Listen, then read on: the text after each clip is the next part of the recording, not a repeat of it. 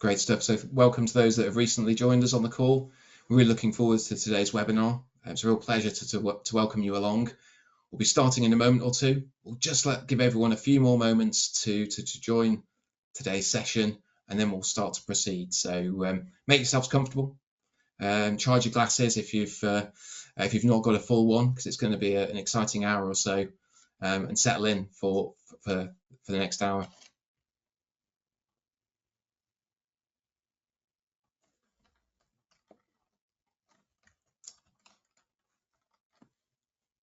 Hope everyone's doing well on what is apparently Blue Monday. There was actually some blue skies here in Oxfordshire where I am today. I would ask Martina and Quentin what it's like over in Europe in a bit, so maybe we'll find out. It's truly an international effort today, which is really exciting and really stands alongside our international space sector interest network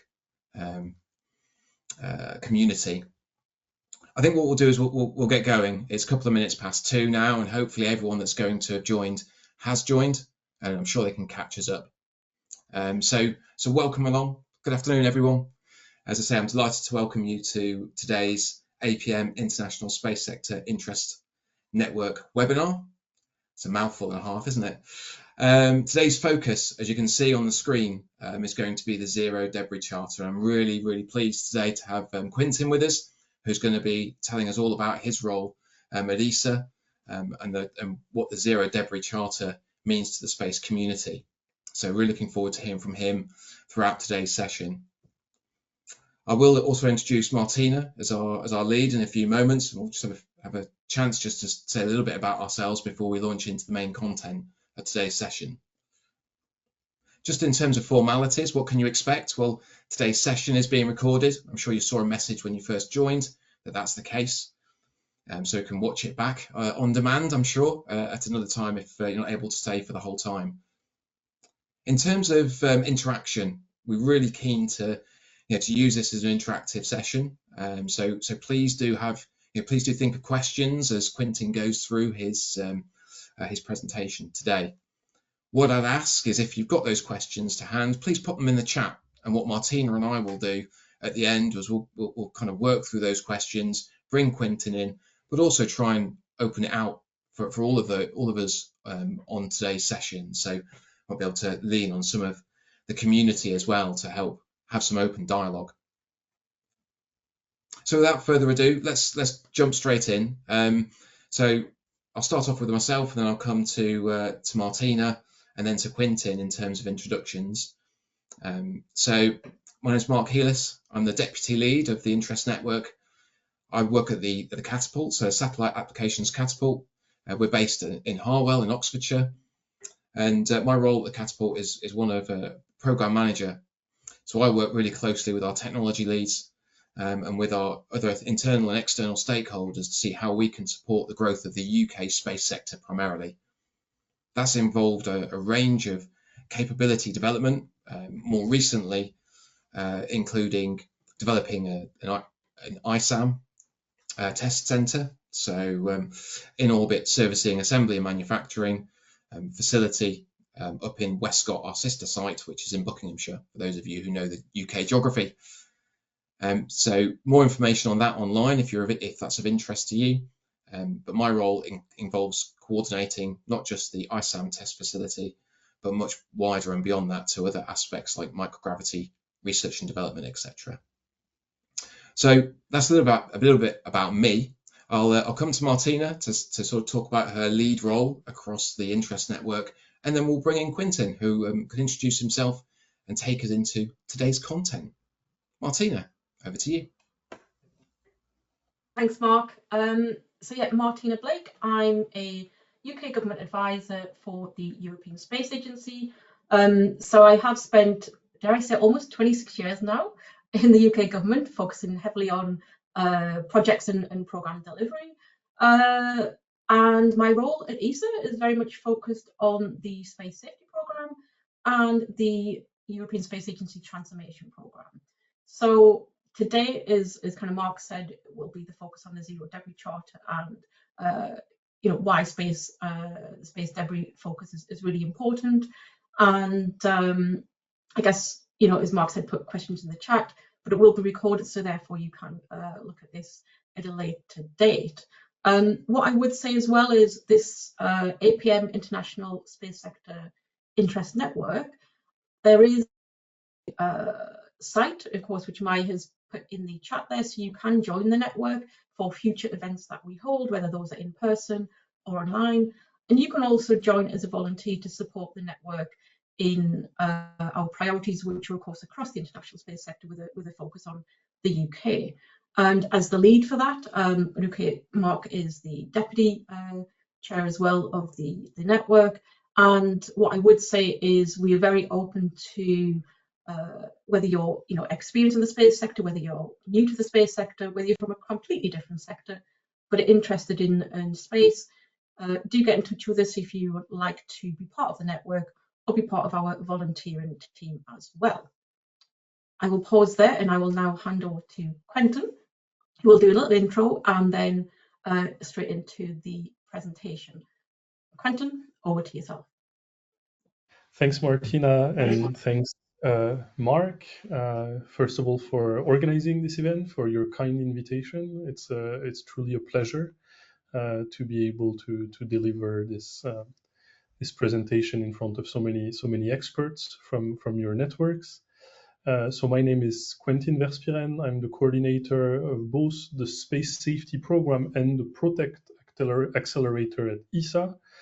To maybe in a few words, what are each of these two structures? The Space Safety Program is ESA as we know it. It's where member states put budget in order to pursue specific objectives. So it's an optional program that focuses on delivering missions, technologies, and services for the safety of assets in space, but also on the ground from space hazards. And these space hazards are of three types: space debris, space weather, so the solar activity, solar eruption, and how it impacts us. And the third item is what we call planetary defense. It is the detection, analysis, and potential deflection of hazardous asteroids or comets. So these are the three pillars of the space safety program. That is really where we have dozens of engineers working on advancing knowledge and technology on space safety. The Protect Accelerator is something relatively new. This is an initiative created by the ESA Director General to be the link between our purely programmatic technical activities and the wider community. So it helps to develop communities of stakeholders that could help us develop our technology, that can give us feedback, that can give us inputs and experience on the various subjects addressed by ESA.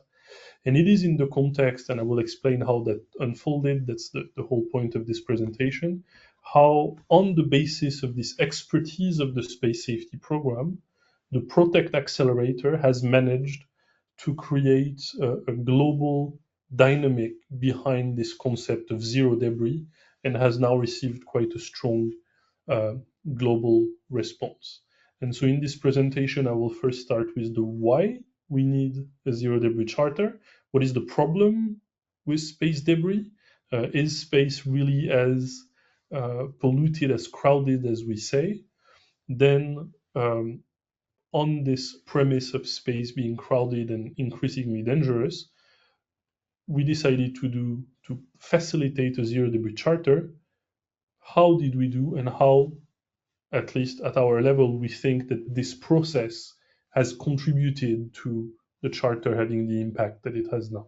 So really trying to walk you through the whole rationale and history behind the zero debris charter.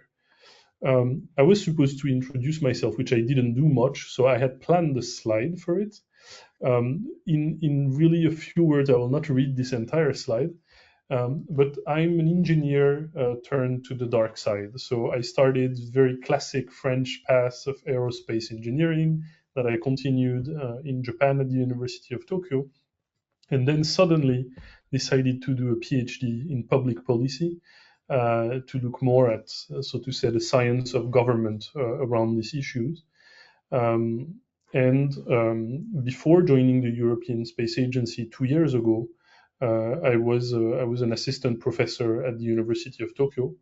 So I retained the position on a part-time basis. I still have the pleasure of teaching, and I hope it shows. But now full-time at ESA as a program coordinator for the Space Safety Program and the Protect Accelerator. And a few jobs, let's say, to help with the transition between engineering and policy for the Japanese government in various capacities. But most importantly, let's look at the situation in space.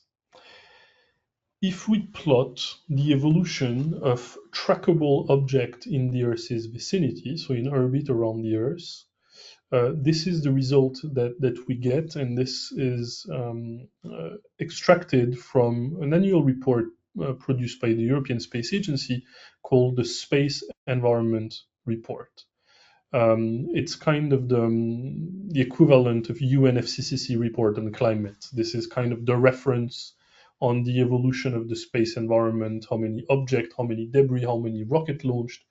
Are these debris deorbited or not? Is the space environment used in a, let's say, sustainable and responsible way? This is the Bible, hundreds of pages from which I extracted a few slides for your reference.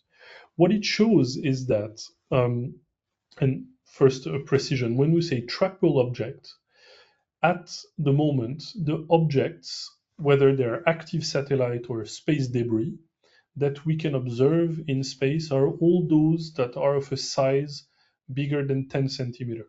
Below 10 centimeter in low Earth orbit, so in around a few hundred kilometers of altitude, we cannot see the objects, we cannot track them. So if we look at these objects above 10 centimeter, there was a steady increase throughout space history until something happened. And this thing that happened is, and it's quite a lot on the newspapers nowadays, is Elon Musk, especially, and SpaceX. SpaceX in two ways. First, in this ability to have reusable launchers and so launch more and more and more compared to what we can launch in Europe or in Japan, let's say, where we have a cadence of a few launches per year. But also this rise of new type of space activities that we call large constellations of satellites. So there was an increase of launch, there was an increase of satellites that are placed in space, and there was also the fact that we have still a habit, a legacy of not so sustainable practices, and that a lot of the satellites that we launched, we abandon them in space, they're hit by another satellite, or the material age and fragment, and so you have an overall increase of this total number of objects, both in terms of active objects, but also of debris. And I will try to catch some questions on the flies. It's a bit easier. So there's a question from Mr. Robinson on the ability to detect objects. Has it changed over time? And yes, of course, we are having improvements in radar technologies, in optical technologies that have led us to be able to detect 10 centimeter. There are now great radars in the US military that are not fully used operationally that could help to reach a 2 centimeter level, and there are also a lot of startups working on improving that. And you will see that actually one of the pillars of the Zero Debris Charter is to incite all who can to try to develop more and more, let's say, accurate capabilities to detect objects below 10 centimeter. Continuing a bit on this slide, so is it dangerous, a debris of 10 centimeter? And is it the core of what we need to be afraid of? So you see that there are around here the trackable object. With our statistical models at ESA, we consider that there are probably around 40,000 objects bigger than 10 centimeters, some of which we cannot track for additional reasons. But if we go one order of magnitude lower, objects from 10 centimeter to 1 centimeter, we cannot observe them, but we can, with statistical modeling, have rough estimations of their number. And we estimate that there is 1.1 million objects of a size between 1 and 10 centimeter, and 130 million objects from 1 millimeter to 1 centimeter. But again, does it matter 1 million or 2 million objects of 1 centimeter? In low Earth orbit, let's say around 500 kilometers, objects are orbiting at a speed of around 35 to 40,000 kilometers per hour. At this speed, even a small metal ball of 1 centimeter of diameter, if it hits another satellite at the speed of 40,000 kilometers an hour, in terms of order of magnitude, it's the same as the energy released when a military hand grenade explodes. So you have 1 million of these untrackable, highly lethal objects. And I say highly lethal because you impact a satellite with the energy of a grenade, you lose the satellite instantly and you generate thousands of additional debris. But there is also the case of the International Space Station. This has to maneuver quite often, because here it's not just about losing a satellite, it's about losing human lives on board. And there are more and more frequently need for maneuvers of the International Space Station to avoid these objects above 10 centimeters, so those that we can predict collision with. But there is this constant risk that some of our astronauts, the module in which they are, could be hit by a 1 centimeter completely invisible, untrackable debris. So the situation is serious. I'm not saying critical yet, in the sense that there is still hope to reverse the trend. And we can see that accidents don't happen every day. So it shows that space may be still big enough to continue with similar level of debris, but we need to stabilize the population. It's really out of the question to continue on that trend and continue to worsen the space environment. If I move to the next slide, this is not about the increase of all the objects in low Earth orbit, but really the increase of active objects. So satellites that are launched. And you can see that the number of satellites, of individual satellites launched in recent years has, pun not intended, skyrocketed, especially due to SpaceX. As you can see, so in dark blue, it represents communication satellite. And in fact, I can tell you right now, these are Starlink that represent this increase. At the moment, out of 10,000 active satellites in orbit, 6,000 are Starlink. And it keeps growing because they launch them with batch that are between 40 to 60 satellites every couple of weeks. So the situation is really being dominated in space by Starlink. And if you look at where these things are launched in terms of altitude, you can see that everything is launched between 500 and 600 kilometers, which is exactly where the Starlink are at 550 kilometers of altitude. Which also means that there is an increase of conjunction event at that specific place. What we call conjunction are moments where two objects are coming so close that the probability of collision is high enough to trigger worry or response. So we don't necessarily act every time, but at least there is a non-negligible risk. I forgot the exact risk threshold, but a non-negligible risk of collision. And we can see that these close approaches have also a peak around 550 kilometers, where all the Starlinks are located. So this situation in space has been a source of global concern already for quite some time, but with varying degrees of priority.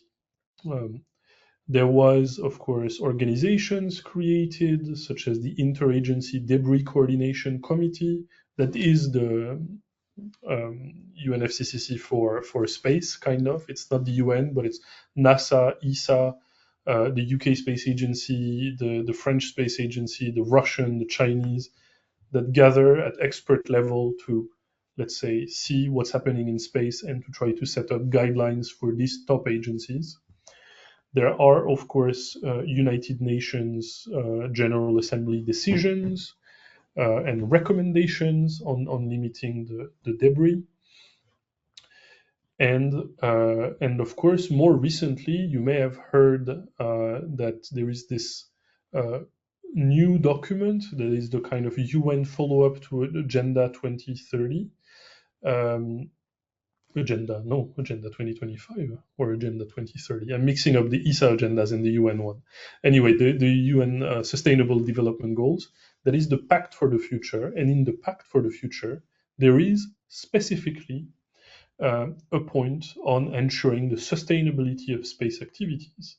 But asking everyone, and asking especially the UN and member states, and that's the last sentence that I put in bold, to also have a different way of engaging on this topic, which is not to do it as with the IADC, as with UN guideline, at a purely governmental level, but to try to have a holistic approach on the topic involving the private sector, civil society, and any other relevant stakeholder, which is quite a challenge for the United Nations in general, but that is something that we all should apply to ourselves. And interestingly, this Pact for the Future was released in the second half of 2024. In our approach at ESA on the Zero Debris Charter, you will see that it was the way we decided to design our process, to be as inclusive as possible to the private sector and civil society, because the approach with only governments involved has already shown its limits.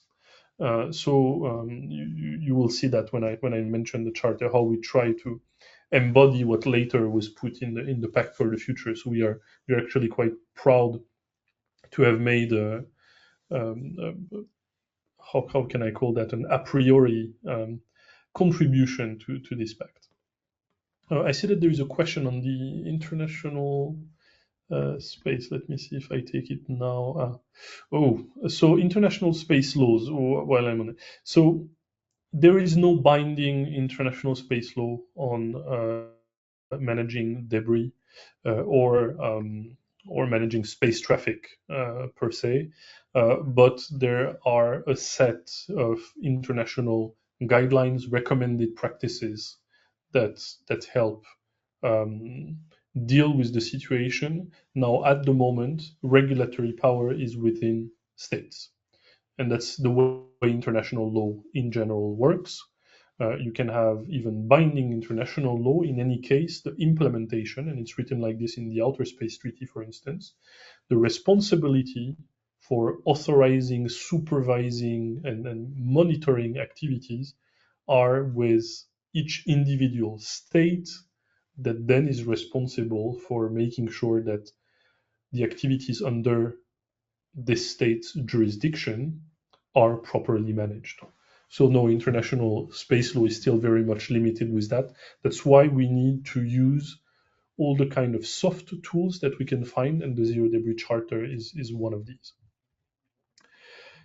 Now, I mentioned that there was this global concern, and this global concern was indeed shared by the European Space Agency, but more importantly, by the member states that constitute and fund the European Space Agency, that are represented in what we call the ESA Council. And every 3 years, the ESA Council gathers at ministerial level to decide the next 3-year budget cycle of the agency.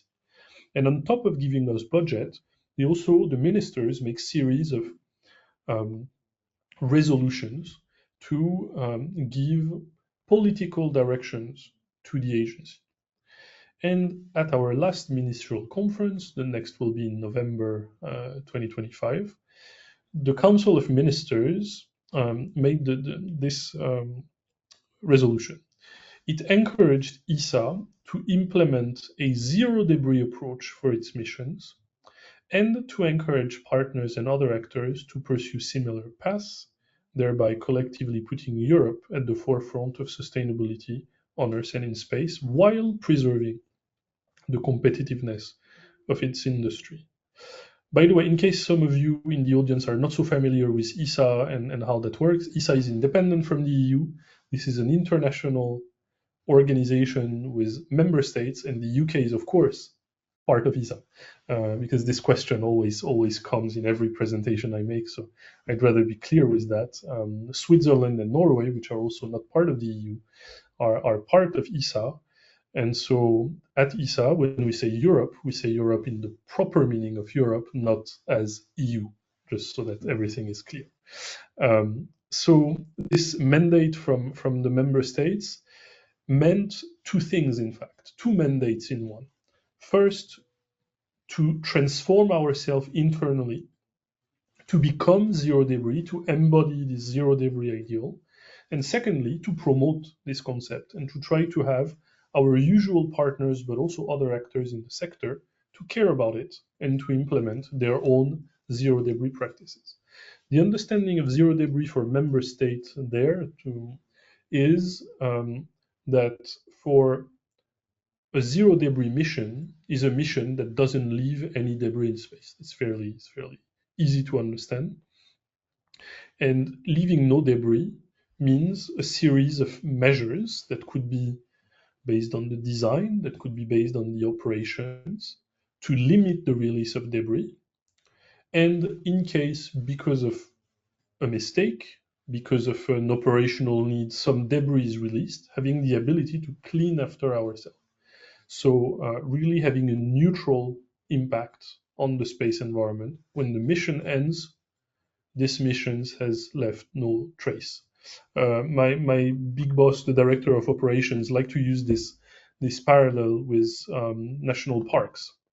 You know, it's nice to go and hike and camp and picnic in a national park.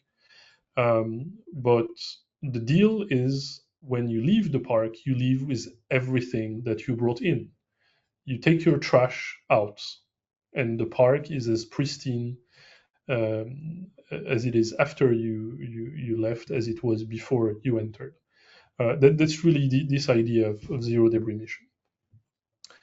And the timeline given by the ministers is 2030. So they want that all ESA missions designed after 2030, not flying after 2030, designed after 2030, should be zero debris. And this dual mandate, we decided to implement it at ESA in 4 ways. On the left is the first part of the mandate. It's what we call the ESA zero debris approach. That's our internal transformation, which consists in first the evolution of the rules applicable to our missions. Because if you want to achieve an ideal, you need to first define what that ideal is. And for that, as soon as the ministers gave us that mandate, the first thing we did was to look at the current practices at ESA. Are we close enough to zero debris already or not?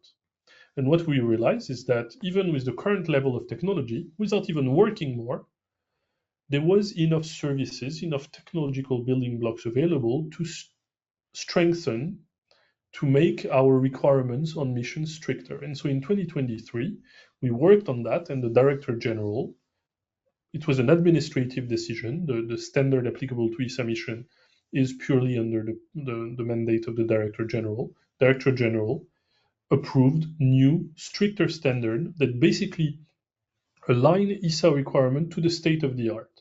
The maximum we can do, we do.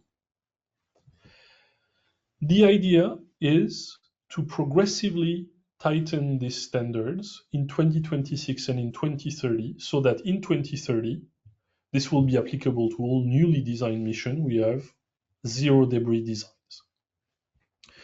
Of course, if we want to tighten the standards in 26 and 2030, we need in the meantime to develop better technologies, better satellite platforms, better surveillance services, better collision avoidance services. You can imagine the wide array of needs to achieve that. And so this is what we are doing through the space safety program, but also through all the programs at ESA. For instance, the Earth observation program will pay to develop new standard platforms for Earth observation satellite. Telecom Directorate will do the same. The Space Transportation Directorate will start working on better rockets, etc., etc. But these two elements, I want to insist on the fact that this is internal to ESA. This is the work we do, the requirements applicable to our missions, and ESA is written everywhere. ESA Zero Debris Approach, ESA Space Debris Mitigation, yes, STM is Space Debris Mitigation, should have specified that, and our technical roadmap. This is all internal. And this is primarily managed by the space safety program. So the first hat that I was telling you about. My second hat, as I mentioned, is the Protect Accelerator. And I didn't talk about it yet, but it's coming into the picture now. The second part, member states ask us to encourage the community to get involved in zero debris and to make their own commitments. What was really important for us, and so this was entrusted to this new tool, the Protect Accelerator. And this led to the Zero Debris Charter and the Zero Debris Technical Booklet. The Zero Debris Charter started on this encouragement from member states. But ministers, when they approve a resolution, a lot of you who may have worked more or less close to ministers know that every single word, every single comma, every single dot has a meaning and is checked thoroughly. And when the resolution is approved, each of these words is equally important. And the ministers didn't say encourage partners and other actors to follow ESA zero debris practices. They said to pursue similar paths. And that's a very clever phrasing, because what this means is that zero debris can have multiple forms. ESA has its own view on things, but each actor in the community should be able to have its own, of course, coordinated vision and to make its own commitment on zero debris. And more importantly, ESA, and I will come again mention that organization, ESA is not the European Commission. ESA's job is not to say you do it like this and you impose it. ESA's job is to try to build a common picture and to help people contribute the way they see fit. And it was clear that we didn't want to impose our vision of zero debris, but through a process, build a community around a vision of zero debris. And to build the community around that vision, you need to understand what the community wants, what the community is ready to commit to, and not to impose that on the community. So this is why, for this vision, that is simply called the Zero Debris Charter, we decided to place ESA in a very unusual role for ESA, but not of driver, but of facilitator, to ensure not just a feeling, but a reality of ownership of the community of this vision. And this is why, if I go back on this slide, this is not called the ESA Zero Debris Charter, not even the European Zero Debris Charter. It is the Zero Debris Charter that is a common vision of the community that ESA has facilitated through a secretarial role that I will explain. The way we did it was to set up a completely open and collaborative process by which any organization in the world that has an interest or a stake in space safety and sustainability could join and co-draft with an equal footing with ESA, member states, the European Commission, which, as you can guess, got me into a lot of trouble with some organizations that considered that the world is not a place where everyone is born equal. But we insisted on that, and we were proven right by the Pact for the Future, that if we really want to have a transformative approach to space debris and space sustainability, we need to involve all types of actors. Of course, when you want to draft a vision with potentially dozens of actors, you need to, let's say, initiate the start with a bit of material, like a water pump. You know, to put a bucket of water first for the pump to start, and then the pump can run by itself. That's the same. That's the same with the zero debris charter drafting. And this first bucket in the pump is what we call the draft zero, which was ESA's vision for zero debris. So we said, okay, if ESA was alone drafting the charter, we would draft it like this. And we drafted 2 pages, and then we send it to any interested organization in the community, completely open. And we announce 2 things. First, you can do all the criticism that you want. You can suggest to change any word, any sentence, any figure. We will collect all that feedback, all of it. We don't exclude any feedback. And then all of those who want to come to ESA in September 2023 come, and we transparently discuss all the feedback that we received during the summer, and we make the text evolve. We made this announcement in July 2023, first workshop at the beginning of September, and we received during the months of July and early August 200 detailed comments from 100 organizations from all around the world. So you can imagine that I had a great month of August summarizing all that feedback. My family remembers that. And it allowed to start co-drafting on the 4th of September during this first workshop, where you have the 35 to 40 organizations that wanted to come in person. There was one in-person workshop. It was important for us to start with that. Then we had 2 online workshops, and finally one final closing workshop also in person. The reason is simple, and all of you who are project managers understand that. A team doesn't work well if it hasn't met once, so you always start in person. Then the dynamics in the team starts to be well, so you can have sessions online. And then you conclude with an in-person meeting where you can ensure that everyone in the room, you can feel the room better, you can ensure that everyone is satisfied with the product. And I will give a final tip on concluding meetings when I come to it.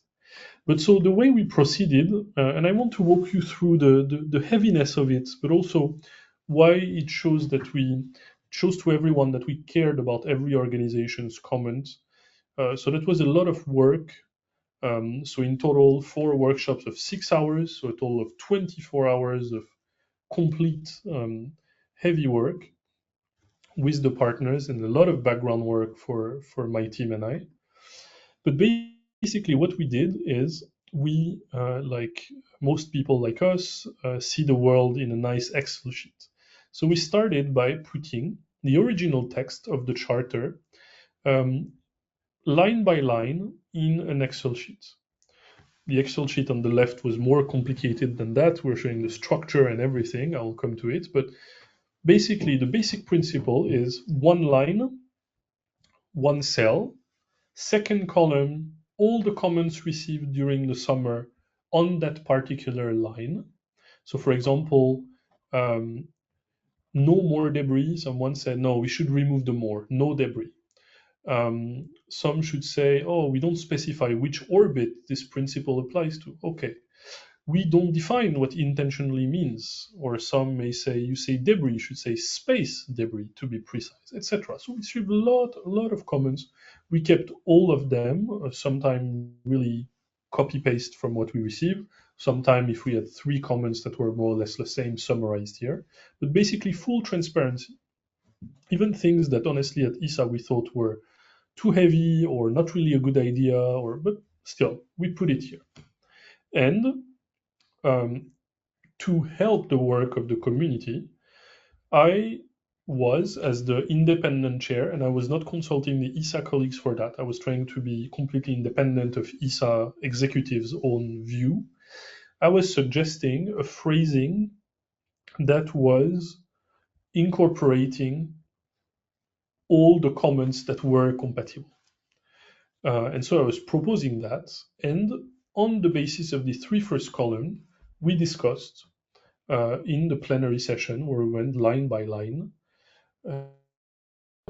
In that specific case, they considered that I did a pretty good job because the community, more or less by consensus, accepted the amendment that I had suggested on the basis of the comments.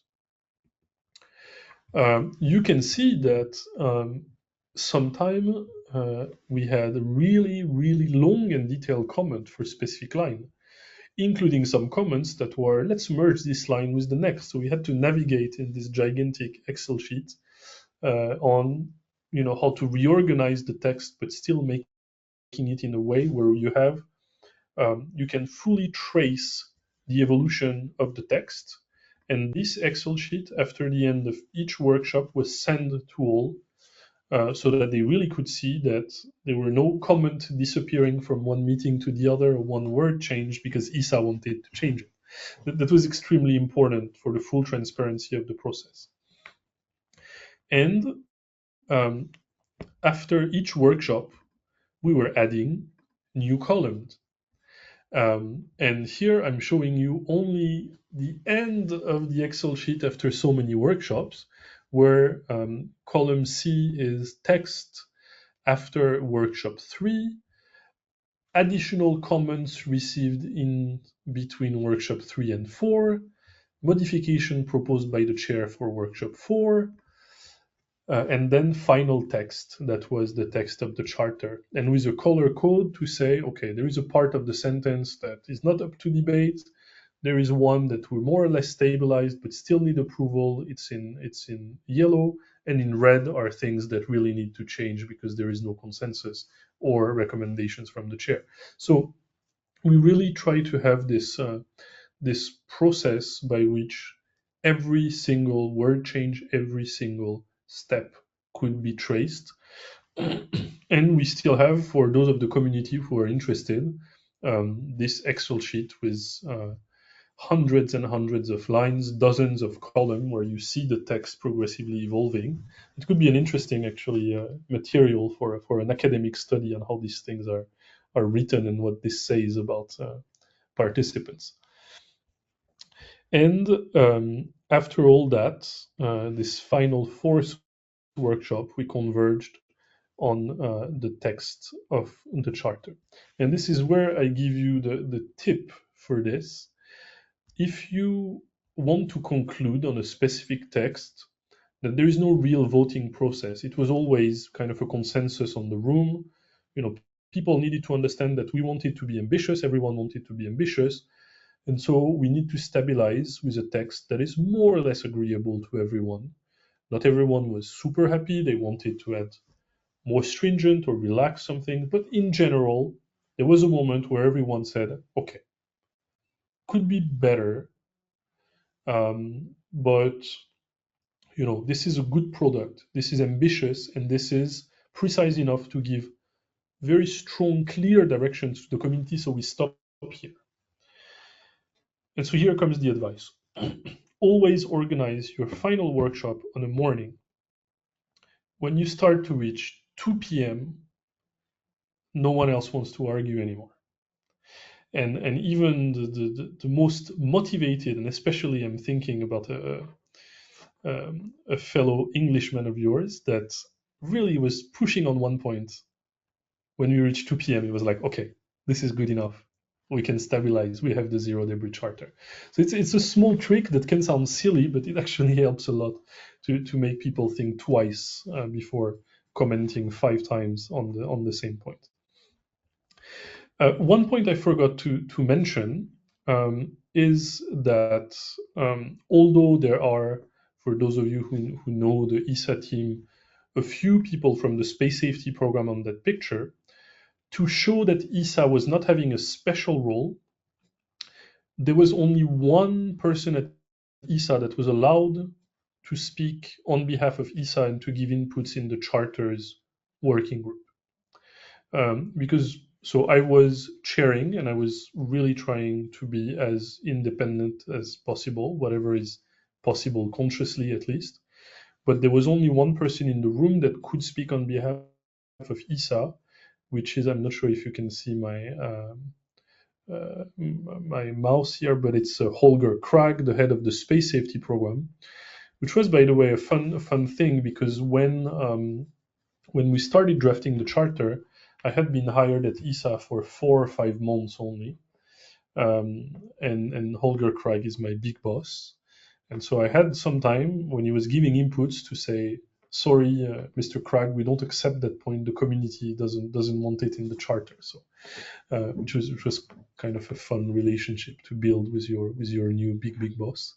But he was always very respectful of that, and I think that demonstrated that ESA was here to facilitate and be a contributor equal to the others.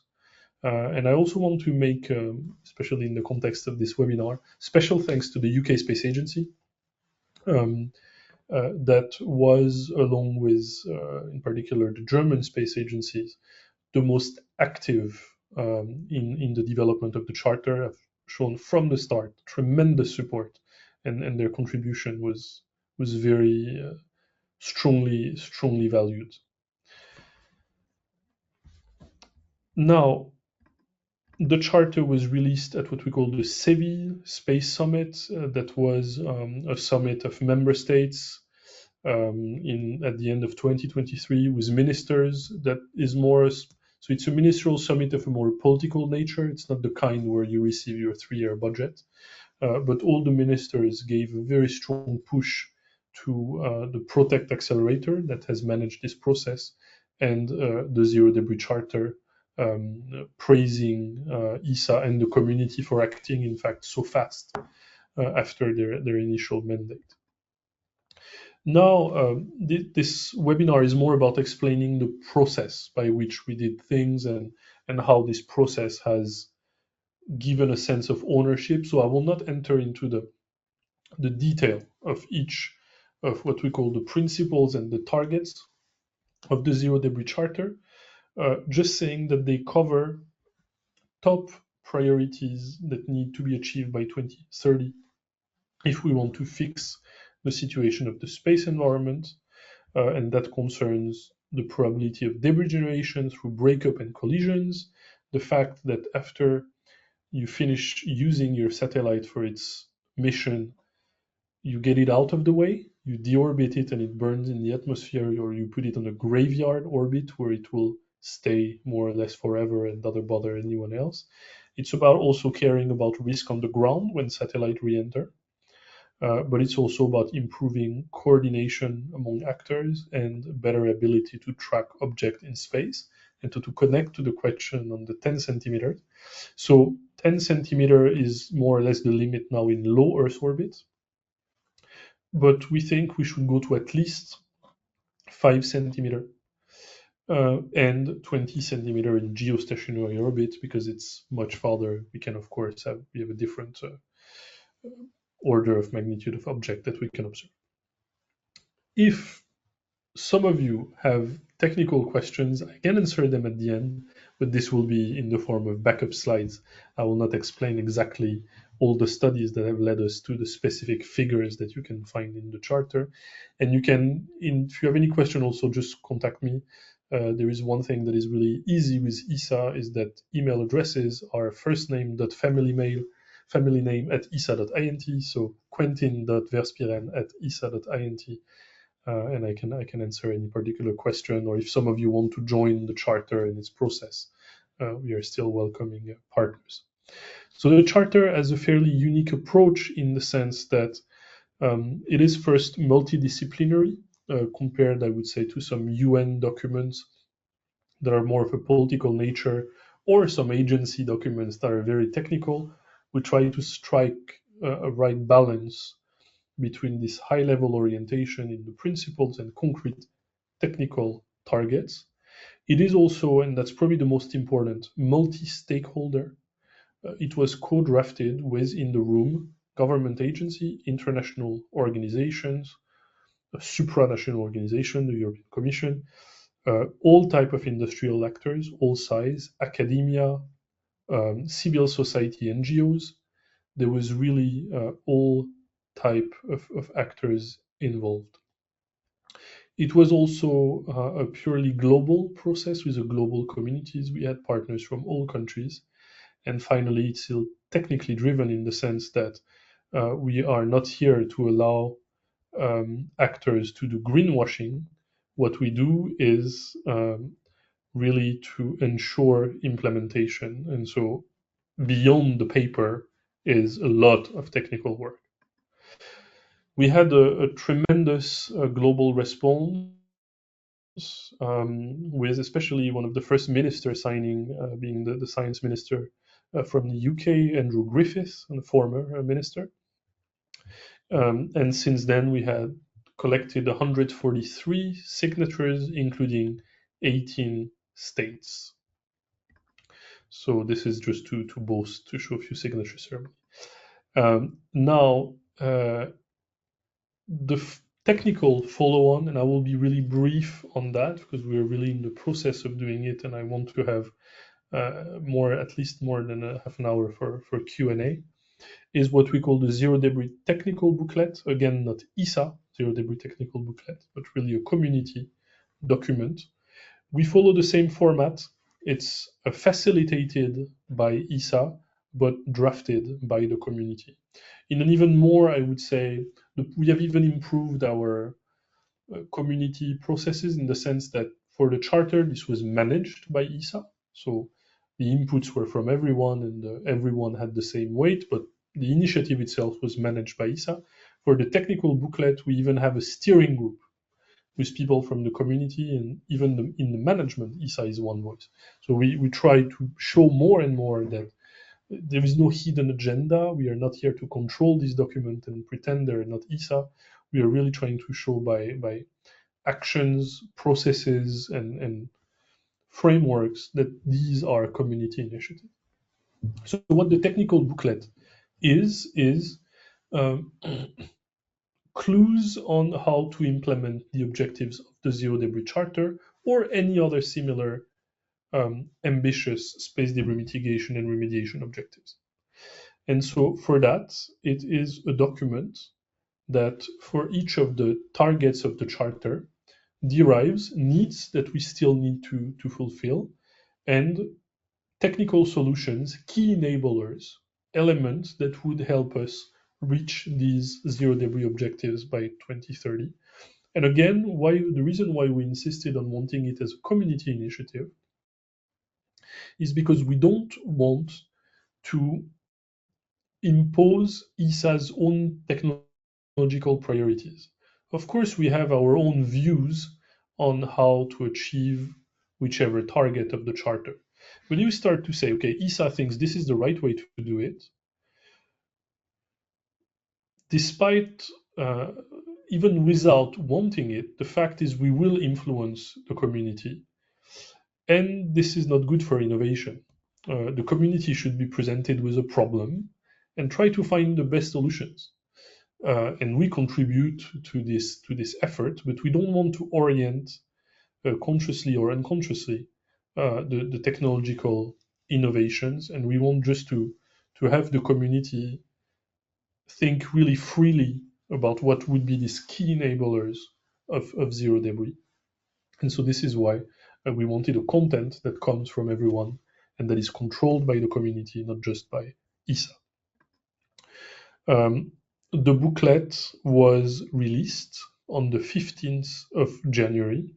Sorry, I didn't put a link or a QR code, but if you type Zero Debris Technical Booklet on Google, you will easily find it on one ESA webpage. So this is the Zero Debris Charter. Thank you for your attention.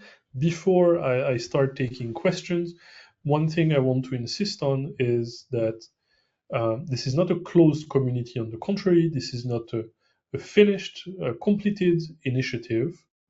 There are still every week more and more countries and companies and universities, NGOs signing the Zero Debris Charter and getting involved in the technical booklet, committing to change their practice, committing to develop a new service.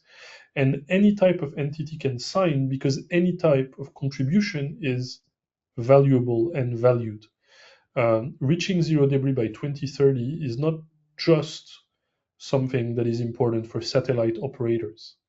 Anyone who can play a role in either developing or even contribute to developing one of the building blocks matters. And that includes also people beyond the technical circles. Because a lot of, and that was hinted by one of the questions from Ramya Kannan, regulation is often a right way to orient a specific evolution in a market or in a community. So if you're a policy institute that works on space issues, your contribution to zero debris, to the promotion of its ideals, is as important as someone who would develop a collision avoidance algorithm. So really, if you think your organization can contribute, wants to contribute, you can reach out either to me or even more simply to an email address that is protect, for the Protect Accelerator, so protect @esa.int. And I think I can put in the chat this protect @esa.int. I would actually, if you have direct questions for me, you can write to me, but if it's more generally for the charter, we are a team, so it's easier if you write to protect, so that not necessarily me, but also other colleagues can take over. Thank you for your attention to this long presentation. Thank you very much, Quentin. So I can't see any other questions in the chat, but if anyone, oh, we've just got one in, 2 seconds. So we have one here from let's have a look, Steve Walters. So satellite construction has been ever drawn towards commercial off-the-shelf components and subsystems. Not all of them have necessarily been thoroughly tested against the space environment. How are you including the multitude of suppliers who manufacture items for space flight? This is an excellent question, because indeed a part of the risk, of the increasing risk for the space environment, is the fact that we have more and more satellites that are cheaper, simpler, and use a lot of commercial off-the-shelf components. However, commercial off-the-shelf component doesn't necessarily mean cheap, and doesn't also necessarily mean unreliable and not zero debris. And so the whole challenge that we have on this specific point is to promote, and also that's where ESA can have a direct role of funding technology evolution, promote the development of easily available, affordable technologies and other type of solutions for zero debris. Because it is clear that zero debris will be streamlined in the community, in all the projects, if it makes sense financially. We are reasonable people, we understand that very well, and so this is where ESA has a role to play, to fund this initial investment cost of development of better technologies, to ensure that then the recurring cost of these technologies, of missions, is within reason. And in fact, this is the first question that all our member states asked. Zero debris will cost a fortune. That's a great ideal, but either you will kill the industry or they will simply not implement it. And what we have done looking at this is to look at really the cost impact of zero debris.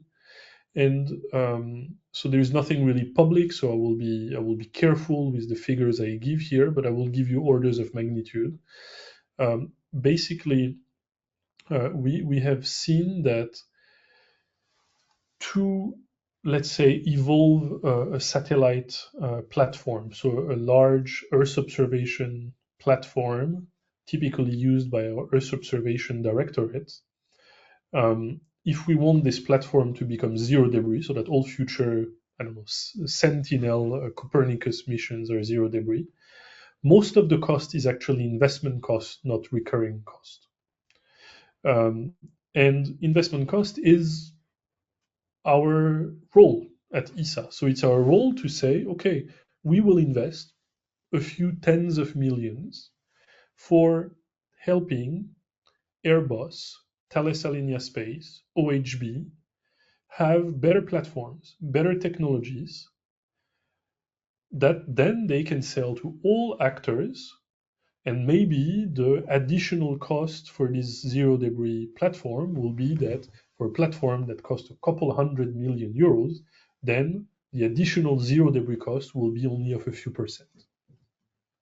And so this is perfectly acceptable, both for commercial actors that buy platform or by ESA member state that will buy new missions. So that's really the objective here, that this initial investment step that could be important. This is our business at the Space Safety Program. This is the thing on which Martina and I are working on, so that other actors would have access to commercially reasonable, commercially affordable parts, buses, services, and so that zero debris is not a cost anymore, or is within reason. And also beyond that, that all these new services that support zero debris emerge and create some businesses. Because a lot of people see zero debris as a constraint. Yes, satellite operators will have to pay a bit more. The Eutelsat, the Inmarsat, the Viasat, yes, they will be the one paying a bit more to have a bit more sustainable satellite platforms. But those making the platforms, those selling the space surveillance services, those developing algorithms for collision avoidance, those developing better propulsion systems, this is a tremendous business opportunity for them. And this is why we have, if zero debris was so frightening and expensive, we wouldn't have 143 organizations signing. They sign because they believe that it is right, because they believe that it could be done within reasonable budget, and for most of them, because they can make a lot of money out of it.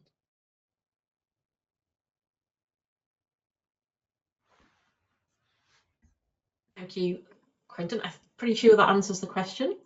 The next one we have from Helen, a great question. If you were starting this project again, would you approach anything differently? That's a good point, and I think there is one thing that suddenly came to my mind, and which is the fact that despite our best effort to show that the charter was co-developed, that ESA was not influencing it, we were still suspected of, yes, you describe it in a rosy way, but it's still very much an ESA document, right? And that doesn't help when half of the ESA executive, when they go outside at conference, call that the ESA Zero Debris Charter. And I keep telling my colleagues, don't call that the ESA Zero Debris Charter. It's not our charter. There is very few sentences left in the charter that were in the draft zero.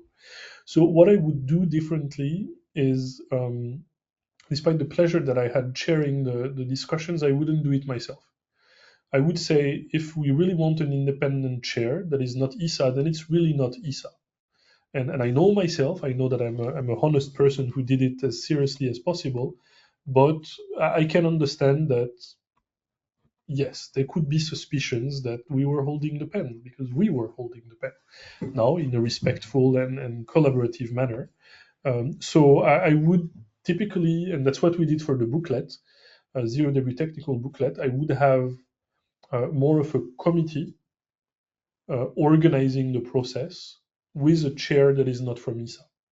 And typically with the people who have the kind of skill set for that, I would invite a senior law professor or researcher, someone who is used to drafting this kind of document, and that would be seen really as an independent chair. That's probably what I would do. I would also take more time to do it. I have to say that it was a bit of a rush, because we had this objective of releasing it for the Sevilla Space Summit. That was an important milestone for us. That was then unlocking a lot of other programmatic milestones. And so the fact that we were so fast, that was quite unusual for ESA already to have this collaborative approach. Plus, we did it really quickly. So some member states felt a bit sidelined, that they would have preferred, because we are an intergovernmental organization at the service of member state, that maybe first we discuss the issue with them, we agree on a process with them, and then we do it. Here we just said, okay, we do it like this, we invite everyone, whether you like it or not, and you can see that based on traditional ESA practices, some took it more or less positively, but as you saw, the UK didn't, so I was really glad of that. Thanks, Quentin. And I'm pretty sure most people on this call who worked on projects and programs recognise this perhaps step to the right with milestones. They don't always planning those in. It's always quite a challenge in getting people around the table to input and get things signed off. So yeah, that's definitely always something that I do up front, work out when we can actually deliver these things. So and then I think we've got another question from Ramya in terms of, are there opportunities explored to recycle the debris in space for other solutions? A lot of, few questions, but really good ones, actually. It almost sounds like I ask friends to send questions. So, no, because it allows me also to explain a bit more of the work we do. So, zero debris, as you can see, is, as I said, it's zero debris for 2030. It's not so far ahead. We will be in 2030 quite soon. So, and also, zero debris is really a short to mid-term plan to fix the situation in space, to stop that trend of constant increase of the debris population and increase of the risk. Now, is zero debris a final ideal state in which we want to stay forever? No. And it is not, for various reasons, but especially one, that is that currently the main solution that we have against debris is to have them burn in the atmosphere. Which, if I make a parallel, it's always good to use metaphors. If you space at the moment, a satellite is very expensive, costs even more to send it to space, and then after 5 years of use, even less, you just burn it in the atmosphere. It's exactly like, and I will use a British brand, it's exactly like you buy an Aston Martin. I'm in Paris, I buy an Aston Martin. To deliver it from the UK to Paris, I deliver it using a private jet. I fill it with gas. I drive. I've never had one, so I don't know how long I can drive with one full tank. Probably several hours. And when the fuel runs out, or when something breaks, but these are so great cars that I'm sure they don't break, you just leave them in the middle of the road. This was the practice almost until now. And if you were a bit more serious, when you have still a little bit of gas, you put it on the sidewalk and you burn it. This is literally how we behave in space at the moment. We don't think about repairing, we don't think about refueling, we don't think about recycling. At least we don't do it at the moment. And Martina is spoiling a little bit the explanation with the link, but you will see that, of course, we are thinking about it at ESA. And this is what was hinted by Ramya, which is this idea of circular economy in space. So zero debris is, we reach the stage where we put the Aston Martin on the sidewalk and we burn it. The stage where we think about recycling it, and at least refueling it or repairing it and potentially recycling it is what we call in-orbit services, or even more circular economy in space. And this is the real objective. This is the real ambition. So as much as I seem to love zero debris, and I love it, zero debris is a short-term fix. It's not a long-term solution. It's a short-term stabilization of the situation, but the real change of paradigm that will realistically happen more in the 2040s is this idea of circular economy, so recycling, manufacturing, repairing in space. And we are, of course, already having activities on that, preparatory activities. We had a lot of mission proposals, and we'll start to fund some mission preparation elements on that purpose. Because burning your car on the sidewalk or burning a satellite in the atmosphere, it's not just that it's economically absurd, but it's also that you do what you call in risk management a risk transfer. You're basically saying there is this risk of collisions, of crowdedness of orbits. I will reduce it by burning hazardous material in the upper layers of the atmosphere.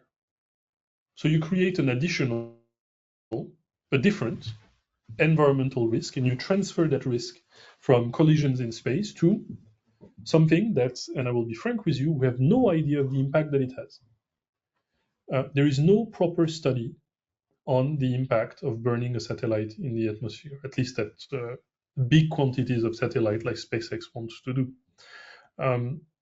So this risk transfer is potentially acceptable for the moment, but that's not an acceptable long-term approach. And also the additional difficulty is that some part of the satellite don't fully burn and can hit infrastructures or people on the ground. So nothing in this is fully satisfactory, and we are working to try to change that paradigm and have something that make more sense economically and environmentally. Great, thank you very much, Quentin. So I can't see any other questions in the chat at the moment. Feel free, if anyone would like to put their hand up and come in rather than posting in the chat. In the meantime, what we can also do is, Mark, I don't know if you are okay to come in. Yeah, just whilst we'll see if there's any other questions. What we will do as well is we'll just chat a little bit about some future events and opportunities in the International Space Sector Network as well. Feel free to put your hands up or put further questions in the chat for Quentin as well. Mark, over to you. Great stuff. Thanks, Martina. Thanks very much for the presentation, Quentin.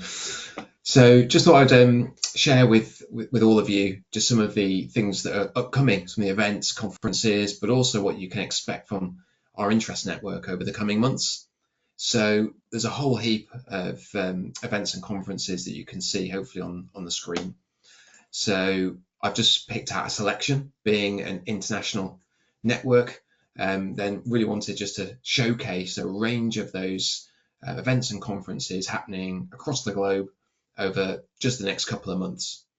If you want to check out the link at Space Industry Database, then that will also take you to a raft of other events that are probably happening very near you.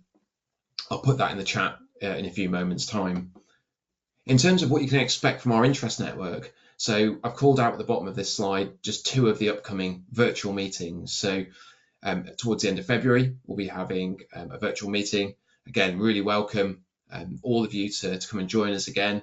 And that topic is we're looking at exploring some of the successes and activities over 2024 and what we can look forward to in 2025. And then moving into March, we're looking at a range of options, potentially a webinar, potentially an in-person event. but we're really keen to work with the community and make sure we've got a range of exciting talks and presentations coming up. So our volunteer network met last week, where we were debating and discussing just some of those topics. So I guess there's a nudge there. One, if you'd like to volunteer with us and be involved in how we might convene those topics, as Martina mentioned earlier, please do get in touch. If you've got any suggestions of topics you'd really like to hear about, that you're passionate about, you'd like to know more, or you're curious to learn about, please let us know. And Martina and I and the team of volunteers, we can see what we can do to bring that to this table and to this forum. So those are just some of the upcoming events. There is obviously a range more internationally that may be of interest to you. Please check out that link and see if it works with your schedule. Martina, I'll hand back to you to see if there's any more questions in the chat and to perhaps look at wrapping us up. Thank you very much, Mark. So I can't see any of the further questions in the chat. We don't have any hands up at the moment, unless I can't see those, but I think that is correct. I give people another few minutes just in case people are busy typing away. And Quentin, I guess, just to say a big thank you to yourself for coming along to share more about the European Space Agency, the Zero Debris Charter, more on of course, space debris. It's been fascinating to hear your side of things and kind of the work you're doing across the European Space Agency and with all the member states to help tackle this problem of space debris as well. And I don't know if there's anything finally that you would like to add, Quentin, in terms of, because we do have a little bit of time if you want, if we want to kind of share anything more in terms of perhaps some of the work in the space safety program. But we have put links in the chat for that as well, just in case people are curious a bit more about the kind of projects, programs, some of the missions that we have in the space safety program. Also, I would just like to thank first again Mark and Martina for making this event happen. Also Maya and Gavin, who are in the backstage that organized everything. So thanks a lot for that, and also to all the attendees. Devoting an hour of your time to that is something I'm really grateful for. So thank you for your attention on this. And indeed, feel free to contact me also for other activities that we're conducting at ESA, not necessarily on debris, but on space weather and planetary defense. And I will be at the European Space Conference, the first event that was on the slide. So if some of you want to have an in-person chat, I will be there for the full 2 days and will be happy to meet new colleagues. So thanks again and have a nice rest of the day. Thank you very much, Quentin. So I can't see any further questions. We have put a survey in the chat there as well if you those attendees would like to complete the survey, and there's also some information on there on our next event on the 25th of February, which is also an online event as well. So we will wrap up there for today. Thank you everyone for attending and enjoy the rest of your days.